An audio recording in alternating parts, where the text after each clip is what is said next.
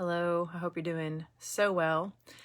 It is Monday, and today was really cool because we had a lot of snow the past couple of days in Washington, and it's snowing outside right now. So actually, it's in the 20s. So I am going to sleep in my office this evening because it's really cold out there. That's not why I came on the video today. I wanted to tell you a story that was sparked by a conversation today. And I may have told this story a few years back, but I think it's worth repeating multiple times, because if I can help one person understand what they are going through and the process that you're going through depression, I will continue to make videos like this for the rest of my life if I can help anybody not feel alone. So I got out of the military in early 2018, January. And there's a couple of levels to this story, but I went right into massage school because I was afraid.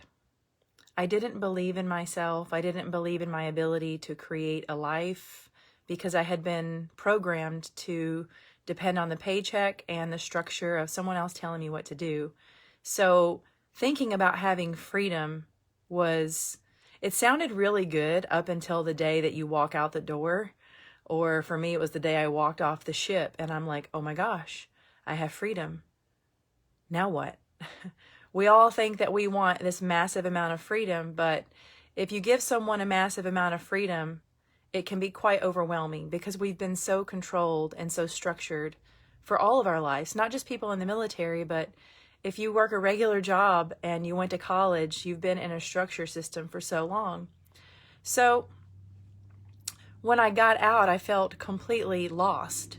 And I think that we all have different levels of feeling lost. For example, if you're a mother and your child or children all leave to go to college, or they all grow up and they move out of home, it could be devastating and depressing. And you could be, it doesn't necessarily mean you have to leave a career, but a child could leave home and you feel like you've lost a part of your heart and soul and you go through a depression. And I really liked what I had heard the term depression coined as was a deep rest from the role that we've previously played. And I like that because in 2018, all I wanted to do was cover up under the blankets and sleep. And I wanted to not be around people. I went to school every day. Well, about 3 or 4 times a week, I rode my bicycle to Seattle. I took the ferry, rode my bike to massage school, and I learned to eat humility on a daily basis, like a platter of humility every day.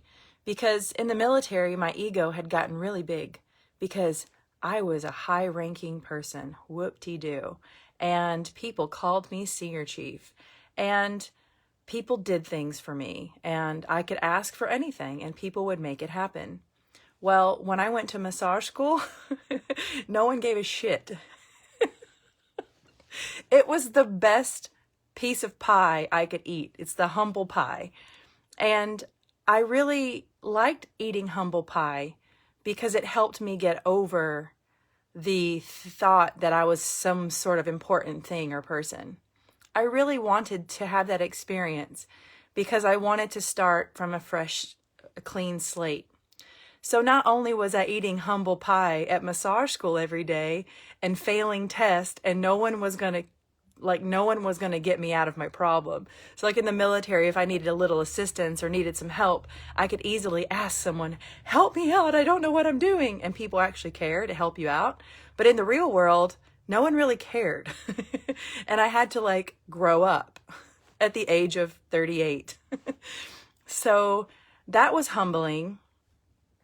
And then on top of that, I had ended a relationship of so many years. And so my heart was broken. I felt lonely and I had to deal with the loneliness. I had to deal with the humble pie. And then on top of that, I was dealing with I had been overexhausted on an aircraft carrier or whatever life. You could be going to work 7 days a week, 6 days a week, and you are overextending yourself on a daily basis. And then all of a sudden you come to a screeching halt. And then this program that you're on of like turning and burning and turning and burning, whether you're a mother, whether you're a career person, whether you're a first responder, I don't care what your role is. Like, we all have the same things. It's just in different packages. But when we when we hit the brakes on whatever role we're playing, and you don't have that like stress to run off of, we don't understand who are we, what am I doing, what is my purpose in life.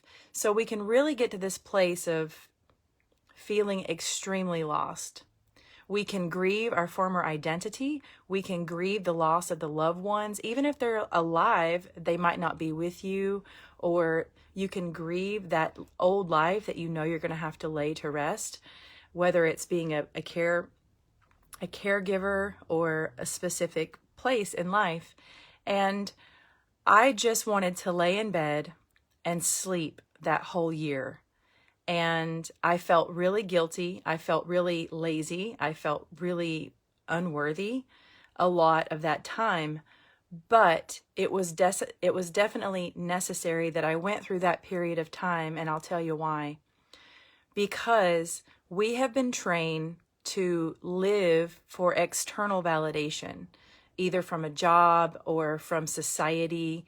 And a lot of times when we go through a depression, you're being asked to tune in to who you are. And if we have always did the role for someone else, or played the role for others, or played the role to be in that position at work, then we're doing it out of a necessity. But sometimes we don't really know deep down in our hearts what we want. And that's a process that we've never been trained to do. For example, if you are not physically fit and you want to go and learn how to get stronger in your muscles, you will go to a gym and a coach is going to tell you, good job, lift it, Timmy, you can do it. But when someone's trying to get in tune with your heart and soul, because you came to the earth for very special reasons, and there's many different reasons and seasons in your life, you don't have someone standing on the sidelines going, good job, you can do it. They're going to be like, what the hell's your problem?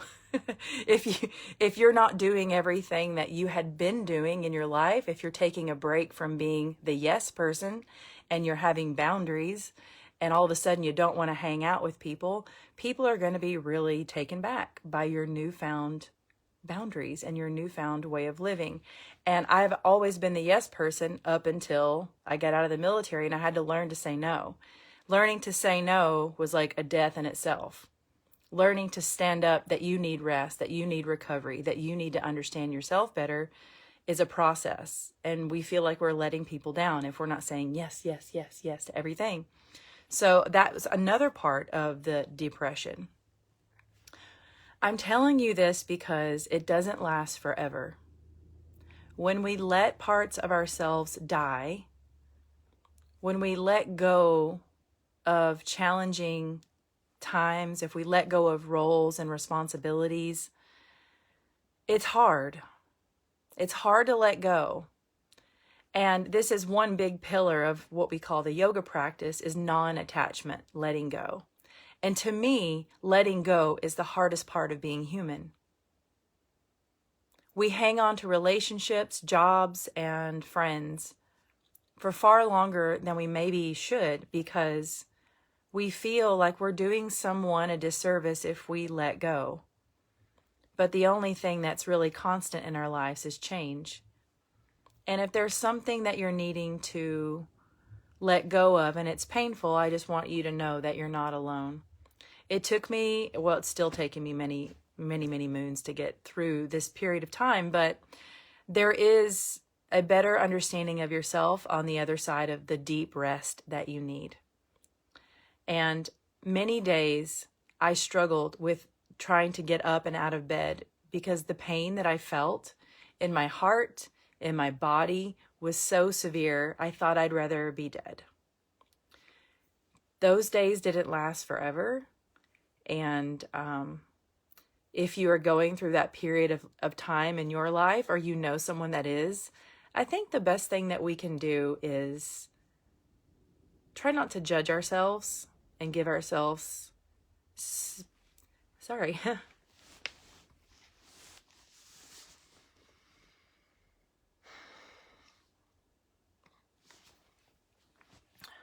I think reflecting back to that time, it was really hard.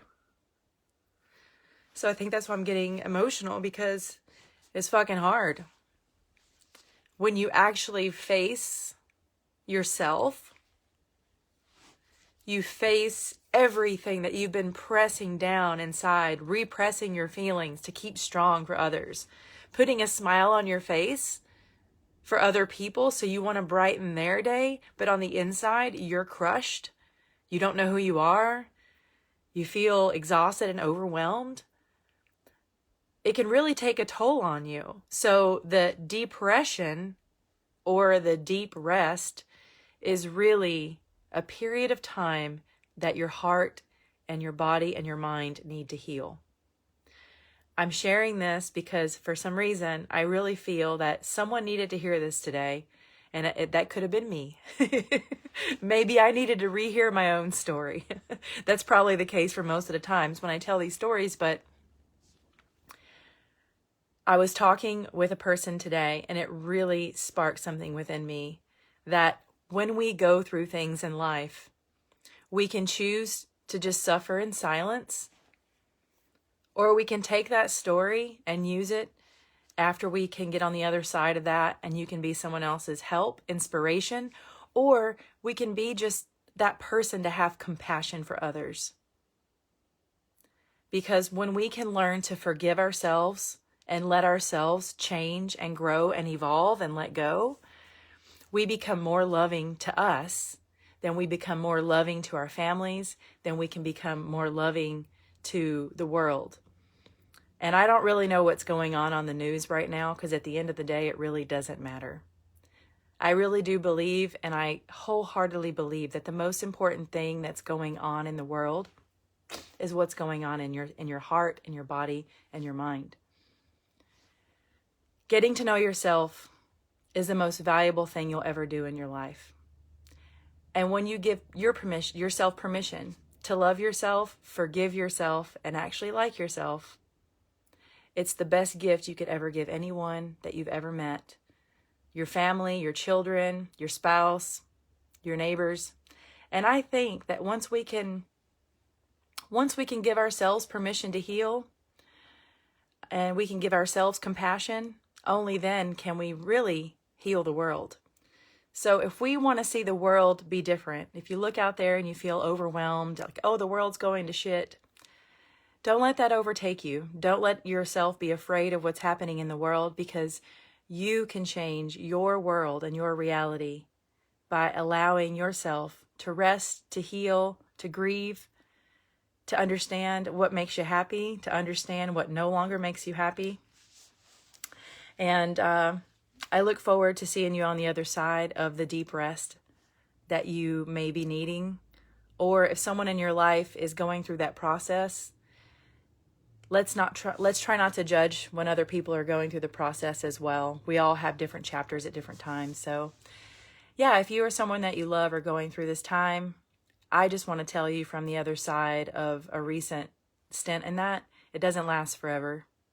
And once you get on the other side of it, you'll have more compassion for yourself, and you'll be that shining beacon of hope for others, that they can go through it and that they can get through their transition. It's really all it is. It's a transition. It doesn't last forever. Thanks for listening, and I hope you have a wonderful rest of your Monday, and I will see you soon.